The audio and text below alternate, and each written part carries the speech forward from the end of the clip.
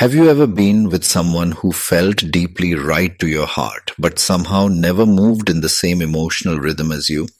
Have you ever looked back at a relationship and thought, I gave more, I waited more, I hoped more, and yet I still could not make the bond feel equal? Today, I want to take you into one of the most revealing intimate Tithi pairings for exactly that experience. Dvitiya and Tritiya. If you are a couple, you may hear your relationship in this. If you are single, you may suddenly understand why certain people pull you in but do not hold you the way you need. If you are recently divorced or healing from a breakup, this may explain why a bond that looked meaningful still left one side carrying more emotional weight than the other. Because truth is where your healing begins. When I look at Dvitiya and Tritiya together, I do not see a dead pairing. I do not see a loveless pairing. I see a pairing with feeling, tenderness, imagination, and emotional relevance. But I also see a pairing with imbalance. Sometimes the one-sidedness here is subtle, almost invisible from the outside. But inside the relationship, you feel it. One person reaches more, one person wonders more, one person adapts more, one person waits longer for the same depth to come back in visible form. That is the secret ache of Dvitiya and Tritiya. Dvitiya is relationship oriented. Dvitiya wants the bond. Dvitiya wants shared feeling, shared meaning, shared emotional participation. This is the kind of emotional body that does not just want attraction. It wants response. It wants mutuality. It wants to feel that what is moving inside me is also being met inside you. Dvitiya is sensitive, imaginative, receptive, and often deeply affected by the emotional climate of the relationship. If the bond feels warm, Dvitiya blooms. If the bond feels uncertain, Dvitiya begins to think, interpret, hope, and sometimes overgive. Tritiya is different. Tritiya can love.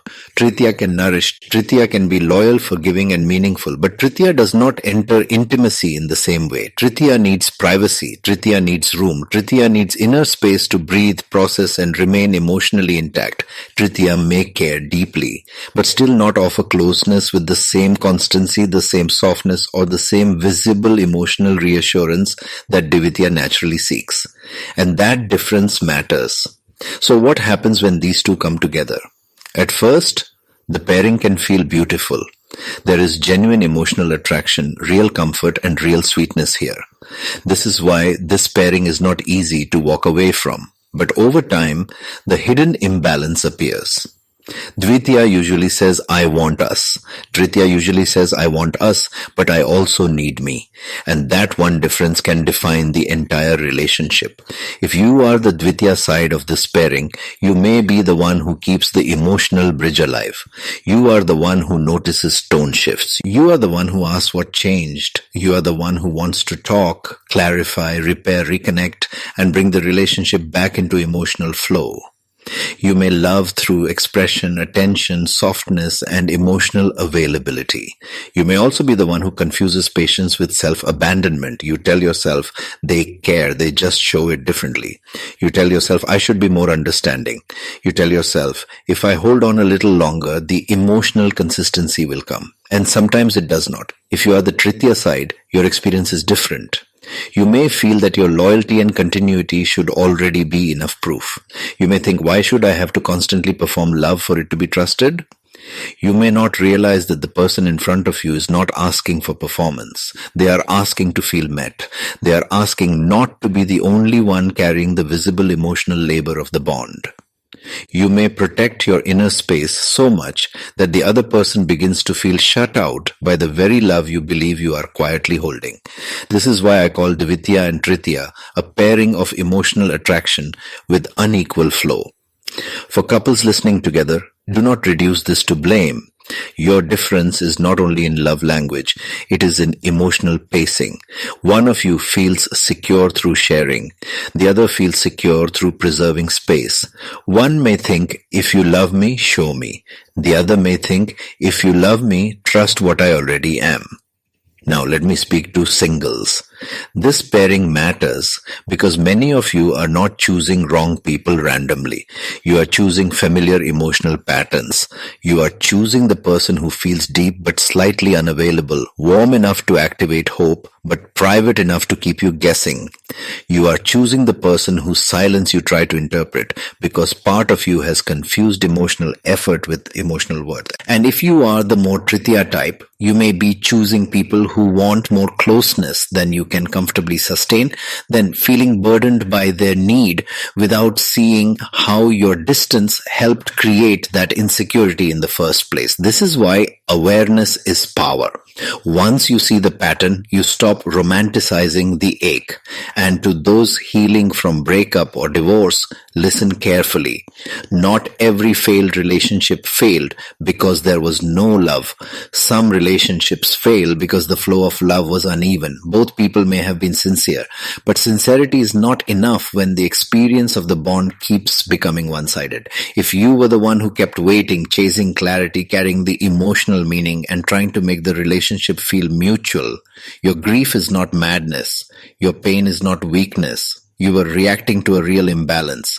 And if you were the one who withdrew, stayed inward, and assumed your quiet care should be understood, your guilt does not need to turn into self-hatred. It needs to turn into consciousness.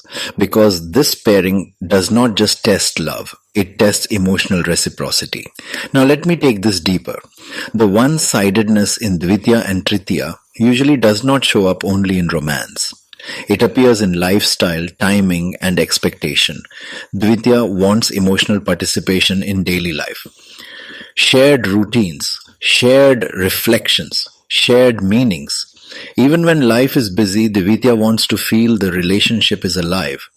Tritiya wants comfort, continuity, family feeling, and emotional meaning too, but often without too much pressure, too much processing, or too much disturbance to inner space. So one partner may keep trying to create movement in the bond, while the other keeps trying to maintain peace in the bond. One calls that intimacy, the other calls that stability. And again, neither is entirely wrong, but they are not the same thing. That difference can shape everything from texting patterns to conflict repair to sexual bonding. Dvitiya often needs reassurance to relax. Tritiya often needs freedom to relax. Dvitiya may become more expressive under emotional stress. Tritiya may become more private under emotional stress. Dvitiya may pursue when afraid. Tritiya may retreat when pressured. So the more one reaches, the more the other may withdraw. The more one withdraws, the more the other may pursue. This is how a bond with real tenderness starts producing exhaustion.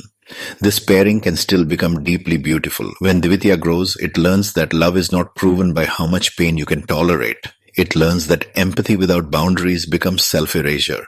It learns that not every mystery is depth.